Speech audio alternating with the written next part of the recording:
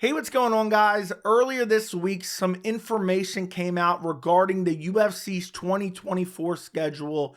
And I hate to break it to you right here and right now, but we are looking forward to a plethora of UFC Apex events in 2024. And whenever I've complained about the UFC Apex in the past, there's a subset of fans that are like, why do you care where the fights are taking place? Why do you care if it's at the Apex or at an arena? Unless you're planning on going live, why do you care? These people who say that are blind to the real reason the UFC continues to go back to the Apex.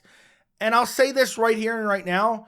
The UFC Apex, outside of a very small period of time, and we'll go over a little bit of the history of the Apex, is bad for all MMA fans. And all MMA fans should want the UFC out of the Apex. And we're going to discuss it in this video. And also, if somebody eventually at ESPN, ESPN Plus, Disney, whatever you want to say, if someone finally wakes up and realizes the UFC is kind of scamming them, we're going to take a look at that deal between the UFC and ESPN. It might end up with the partnership between the UFC and ESPN terminating in 2025. We're going to discuss all that in this video. But first off, I want to look at the UFC schedule for 2024. And the way this works is some of these events are announced, but some of them, they just applied for permits. So we kind of know where they're holding events, even though they haven't announced the events or the main event yet. And from January 13th to April 6th, we have 6 UFC Apex Fight Night cards, which when I saw that, I was just completely disgusted because I hate the Apex. I absolutely hate the Apex. And we're going to get through the reasons I hate the Apex in a second. And the real reason the UFC keeps going there over and over and over again. I hate to break it to you, it shows no signs of ever coming to an end unless maybe ESPN forces their hand when they attempt to renegotiate a TV deal. So for those of you who don't know, there's a lot of new fans over the past 3 years who are just accustomed to the UFC Apex. They don't know really the true backstory. When COVID originated back in 2020 and everything shut down and nobody knew what was going on and there was no live events, the UFC was scrambling. Because according to, I believe it was Area Manu, I don't remember who exactly it was, the UFC apparently could go out of business. I did not know this. I saw this clip on a podcast. But anyway, the UFC was scrambling to get events together because their revenue is obviously focused around their live events. So what Dana White and the UFC attempted to do was go to an Indian reservation. I know that sounds like I'm making this shit up, but I'm not making it up. So we're in the beginning, the early stages of the world falling apart. Nobody knows what's going on. And Dana White is like, let's go to an Indian reservation. For those of you who don't know, Indian reservations are not subject to the laws, to the majority of the laws or regulations that a lot of the United States is regulated by. So they're like, okay, here's an easy kind of loophole. We can go hold events on the Indian reservation. Well, anyway, Disney, who owns ESPN, and their execs, I guess, behind the scenes told Dana White, look, we're not going to do that. Let's hold off for a little bit. Let's pump the brakes. Let's figure out what's going on. And inevitably, a couple weeks later, they came up with the plan. I think they ended up going to Florida for one event for UFC 249. But soon after that, that's when other ideas started to sprout up, which was UFC Fight Island, which was a complete grift, by the way. And then they also said, well, let's start using the Apex for events. So basically, the UFC Apex was built originally for Dana White's Contender Series, The Ultimate Fighter. And because that was perfect in-house, they already had everything set up. They didn't need to do anything. It wasn't going to cost them any money. They didn't need a live crowd because everything that was going on in the world. They said, let's just use the Apex. And that's how the Apex kind of began the series of pay-per-views at one point in time. They don't do those anymore there. And Fight Night cards. That's how they started using the Apex because we didn't need a crowd. I know now they kind of have some seating and some bleachers there. But they started using the Apex. And Dana White, the whole time they're using the Apex, he's saying, oh, everything needs to open up. You know, arenas need to start letting us back in. He was the guy that was championing, we need to get back to our normal lives, which everyone applauded him for. You know, let's get back to live fights. Let's get back to live crowds. And Dana's like, we can't hide in the Apex forever. And he was really one of those, you know, voices that was taking a lot of credit for saying, look, we're going to get back to live sports. We're going to be the first to get back to live sports. And as the years have crept on, 2022 or 2021, 2022, 2023, and now 2024, a lot of fans have been wondering, well, why are we still at the Apex? Why are we not phasing out the Apex? Why is the Apex still sticking around? And again, now in 2024, we're still going back to the Apex, even though Dana White has said himself, look, the Apex is not going to be around forever. We're not going to do the Apex forever. We can't be hiding. We can't be running scared. We're not going to be, we want to get outside in front of arenas. I don't know. Maybe I'm wrong. Someone can let me know down in the comments. I don't know any state or even any country that's not allowing live crowds or live events, but somehow Dana is still at the UFC Apex 6 times in the first, 12 weeks essentially, because it's basically January through March or through early April.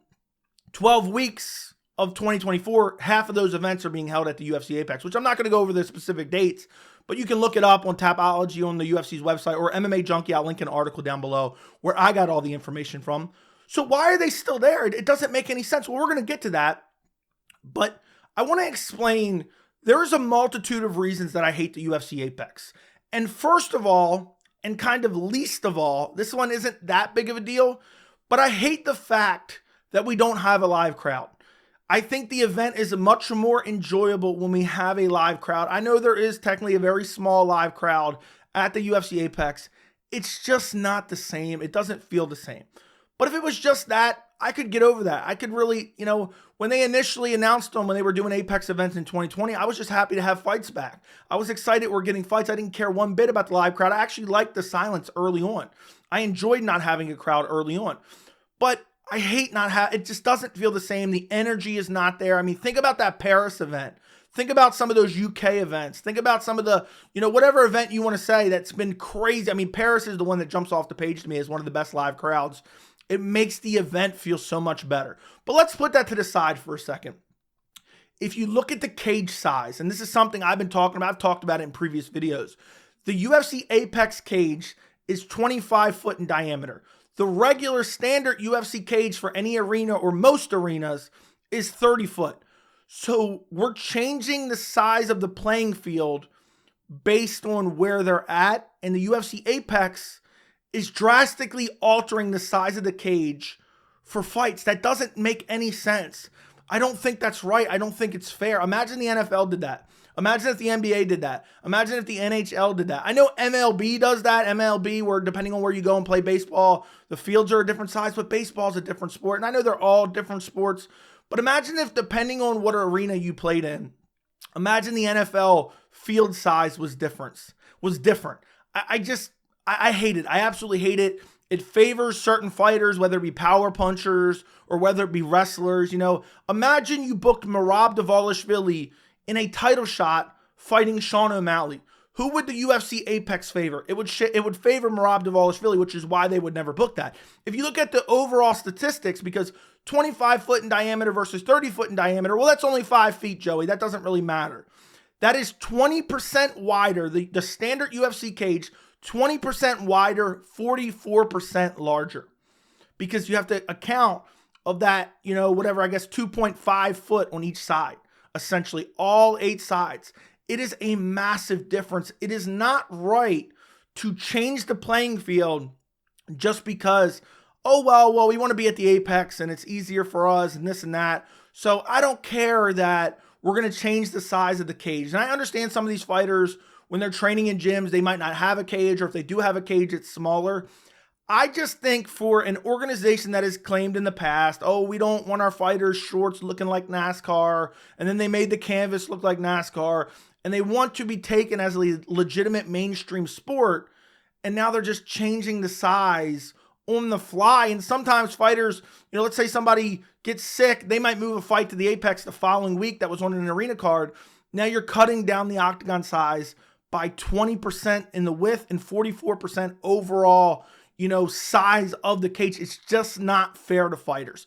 And then the reason that you have the UFC Apex, let me break down this ESPN UFC deal. The reason the UFC was so desperate to go to the Apex and to open back up and, get in arenas, and Dana White was so adamant about that, is because the way the UFC ESPN deal works is ESPN pays the UFC a flat rate. A lot of people don't understand this. They pay the UFC a flat rate for X number of events and X number of pay-per-views.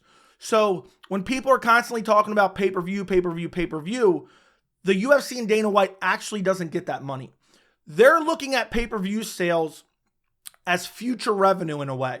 Because essentially what Dana White and the UFC do is they sell you these pay-per-views. ESPN, I don't remember what the exact number it is, but let's say UFC or ESPN, I think it was something like ESPN pays a flat rate for each pay-per-view, something like equivalent to 500,000 pay-per-view buys. But ESPN is the one that actually gets the revenue. But the thing is, the UFC is contractually obligated to meet X number of events. So if the UFC doesn't provide whatever the number of events is, 30, 40 number of events, then ESPN is going to start figuring out like, okay, well, this doesn't work out. So that's why the UFC is so adamant at holding so many events. But the reason the UFC is incentivized to sell as many pay-per-views as possible is because they want to make ESPN happy. And then therefore, when their contract is up and they're looking to renegotiate, they can renegotiate for a much larger price. So let's say right now, and again, I don't remember the numbers right off the top of my head, but let's say ESPN plays a flat rate of 500,000 pay-per-view buys and however much more for the fight night cards. I don't know the exact numbers. But next time when they renegotiate, which the contract is up in 2025, the UFC can use the numbers that they generated because they have access to all the numbers and the ratings and whatnot and how many live viewers. They can use that to renegotiate a larger deal with ESPN or whoever else in 2025 when the deal's up. Well, the problem with the UFC Apex and the problem with ESPN, if they even know the sport at all, the reason that the UFC consistently goes to the Apex is because they don't have to sell tickets, but they can still hold a large number of events. Think about this right now. Think about some of the events, some of your favorite fight night cards from 2023. I'm being sarcastic. Okay, a couple of examples that I have. Brendan Allen versus Paul Craig. Holly Holm versus Mayra Bueno Silva. Jessica Andrade versus Erin Blanchfield. And Mackenzie Dern versus Angela Hill. Do you think at any arena that would sell out, that main event would sell out an arena? No, it would not sell out an arena. So what the UFC is doing is, and the real reason they keep going back to the Apex is, it gives them an excuse to put on a shitty card. They don't care because they don't have to sell tickets. All they care about is, when we go to the Apex, we don't have a lot of overhead costs to put on the event because this place is already set up for us. And instead, we can put on the most lackluster card. I mean, I just named main events. If those are the main events, imagine what the card underneath of it looked like. And I'm not talking about some of those cards may have played out and been pretty exciting. But in terms of name value and, actual importance of fights, those cards were horrible. The main events were horrible. You could not sell out even a 10,000 seat stadium or arena, whatever you want to call it. You're not selling those tickets out with those cards as main events. I mean, those fights as main events. It's just not happening. But guess what? The people at ESPN probably aren't these massive fight fans. They only know what the UFC offers them and the propaganda the UFC offers them and says, oh yeah, Paul Craig versus Brendan Allen, that's a banger. This is important for the middleweight division, when in reality, it's a garbage fight. And the full fight card, you think some exec at ESPN or exec at Disney knows the difference between a good fight card and a bad fight card? Okay, they might be able to look at pay-per-view buys. They might be able to look at ratings and say, well, this doesn't jive what you're saying. But for the most part, they don't know. They're like, okay, we have to take the UFC's word for it. And that is what the UFC does here. They use the Apex as an excuse to put on a shitty event. So it's bad for the fans. We have to watch these events. I know we don't have to watch these events, but us as fans are like, okay, I got to tune in Saturday for the fights because I love the fights. And some of these fights, you might want to see Brendan Allen versus Paul Craig, but main event, you might want to see Holly Holm versus, never mind, let me stop right there. You might want to see Jessica Andrade versus Erin Blanchfield, but main event, no, absolutely not. But the UFC doesn't care how bad these cards are because at the end of the day, there is just a number that they are trying to hit for ESPN. That is what they're trying to do. And it doesn't matter. They don't want to go to an arena because if you take a card like Brendan Allen, Paul Craig to an arena, it's going to be an empty arena. It's going to look like COVID. It's going to look like an empty arena with no live crowd because no one's going to want to buy tickets. So now they've wasted money promoting a card. They've wasted money in setup costs. They've wasted money in travel time and paying all their employees to travel across the country, all to not sell any tickets. And then they're going to have to move everyone down to funnel everyone down to the lower end, even when they didn't buy tickets or didn't buy good tickets, just because they wanted to look good on TV. But in reality, they couldn't take any of these cards to a live arena. They couldn't. It wouldn't work out. It would not work out because nobody would buy tickets at all. So in a way, they're scamming ESPN because they're telling ESPN, we're going to give you these awesome events. And I don't know the exact language or what discussions have gone on behind the scenes, but there is no doubt in my mind the UFC acts as if these are premium fight night cards. The way they sell it to us on a broadcast is the same way they're selling it behind the scenes to ESPN Plus executives. And if someone over there actually takes the time to learn the sport and understand which fighters are notable fighter names and notable fights and important fights for divisions, and they look at, wait a second, what is the UFC offering us at these UFC Apex events? Why wouldn't they? Answer me this. If the UFC could sell tickets, why would they go to the Apex instead? Because Dana White, the UFC, they get to collect all the revenue from the ticket sales. They get to collect all that revenue. Why wouldn't they go out and sell a $5 million gate or a $10 million gate or a $15 million gate? Just an example, Arman Tsarukyan versus Beneil Dariush. That card was crazy stacked. Guess where it was at? It was a fight night card, but guess where it was at? It was in Austin. It was in Austin because it was a good fight night card that people wanted to see, and they stacked it with great names. But instead, you have all these Apex events, and it's never going away, boys. I don't think it's ever going away. I think the UFC is just so desperate to hold the maximum number of events because at the end of the day, it's advertiser dollars, it's, streaming rights, and it's all this and it's all that. And they just use it as a way to make revenue with a very low cost. Because imagine what the total purse payout for a card like Brendan Allen versus Paul Craig is. Imagine what a total purse payout for a card like Jessica Andrade, Aaron Blanchfield is. It's not very much. And then the overhead costs are basically non-existent. And I'm very curious if someone at ESPN over the last 2-3 years has picked up on this and they're going to use this information in negotiation deals in 2025, because the deal between ESPN and the UFC expires in, I believe, early 2025. They signed the deal, I think, in 2018 or 2019, and it goes all the way until 2025. So my guess is they're already trying to renegotiate a new deal. And I wonder also, does the UFC towards the end of 2024 start to pick up, in terms of quality for fight night cards? So that's something to keep an eye on for 2024.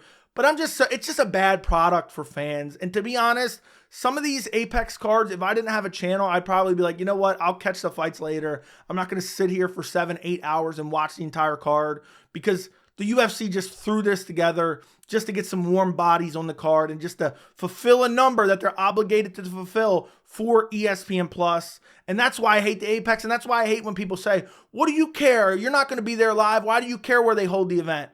Well, because the ring size is different, because the crowd is not there, and because it's an excuse to put on a shitty event because they don't have to sell tickets. So I'm curious how this all plays out over the next year. I think this is a big story to watch in 2024, how the negotiations between the UFC and ESPN go, and if they are able to strike a new deal in 2025. Let me know what you guys think about the UFC Apex down in the comments, and thank you so much for watching.